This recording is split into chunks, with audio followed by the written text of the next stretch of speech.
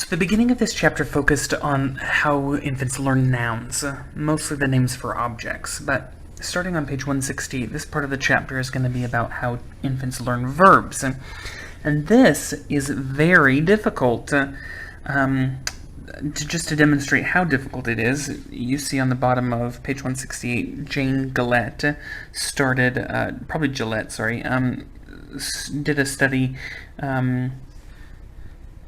that was to show undergraduate students videos of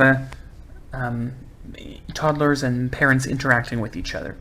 There was no sound in these videos. It was mute, right? So it was just a scene that was playing out, and you could see that they were talking to each other, but you couldn't hear what was being said.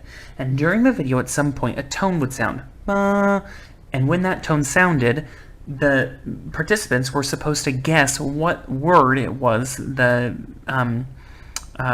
parents were using in interacting with their child. And they showed them this. They showed them similar videos going.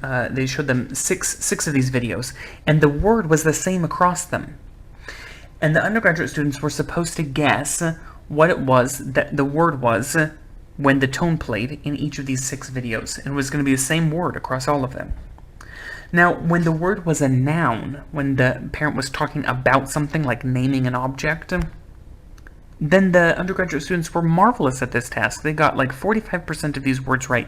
And think about the probability of that. There are millions upon millions of words out there, and the undergraduate students guessed 45% of these words correctly.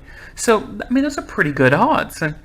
But when when the tone was sounding to cue the undergraduates to recognize a verb, the undergraduates did abysmally. They only got 15% right, which really isn't, so terrible, except in comparison to the 45%. They did less than half as good with the verbs than they did as the noun. So that just demonstrates how difficult this task might be. The thing is, though, in the real world, it's a little bit easier because we have different cues to tell us what a verb is and how a verb is being used and what it's probably referring to. For instance, we have suffixes that cue us to know that it's a verb. ing, ed, es, like licking, licked, licks. When we add these endings to a word, it indicates this must be a verb because you can't say these endings in relation to a noun. You can't add them to the end of a noun. For instance, I can't candle you. Somebody can't be candled. Or he is candling. No, that you can't add that to a noun, but you can add it to a verb, right? So we have, as I said, suffixes that cue us to the fact that it's a verb.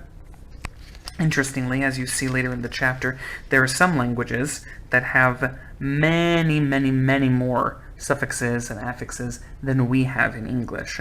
For instance, in Czech, their language has several hundred, 400 derivational morphemes. It has just hundreds of cues, of suffixes and affixes that can be added to the beginning and the middle and the end of words to indicate that it's a verb.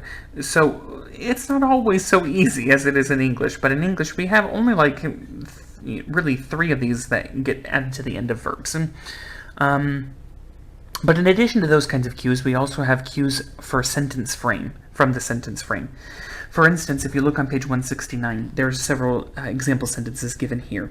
Sarah is glorping. Sarah is glorping Ben. Sarah glorped the ball from Ben. Sarah glorped Cindy to Ben. Sarah will glorp to Toronto. Now, the word glorp can't mean the same thing in each of these sentences because the type of verb that it is you would infer that it's a different kind of verb given the kind of sentence. So in the first sentence, Sarah is glorping, that's an example of an intransitive verb. It's a verb that has only one participant. Sarah can do this glorping by herself, whatever that is. But if she has to do it to a recipient, like Sarah is glorping Ben, then that's a transitive verb. It's a different kind. And infants pick up on this given the sentence cue, like the the sentence framing, they pick up that this is a transitive kind of verb. It must be some kind of thing you do to somebody. And then, for instance, in that third example, Sarah glorped the ball from Ben. This is a distransitive verb, which means that there are three participants, the ball being one of them. Sarah glorped the ball being a second participant, from Ben, the third participant. So the sentence frame is giving certain cues about what that verb must mean, and the nature of the verb is going to be different depending on the sentence cues. And that's not all. There are other kinds of cues. For instance, as we move into the next section, on page 169 and 170, there are contextual cues. When infants were showed a video of a duck and a bunny interacting together, they heard a voiceover that said, "The duck is gorping the bunny."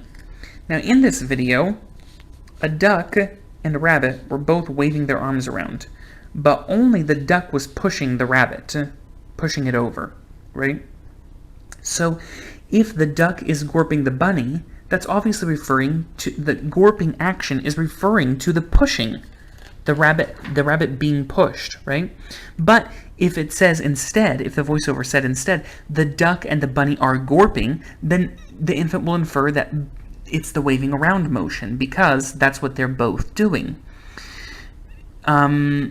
Another example here in figure 5.5, you can see these objects drawn here, and given the sentence cues and the objects that are available, if a researcher says, "Show me the FEP one," then infants pick the one in the top right corner with the polka dots on it, because FEP must refer to some kind of adjective, some kind of descriptor that makes it a little unique from the others.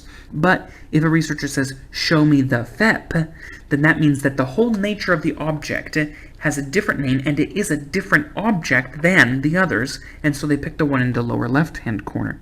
So these are all different kinds of cues that can tell infants what the nature of the verb is, how the verb is working, and how many participants there must be involved in this verb, and if there are suffixes on the end of the verb, then the fact that it is a verb that it is a verb at all. So those are anyway, that's some cues that help us to identify verbs and know their use.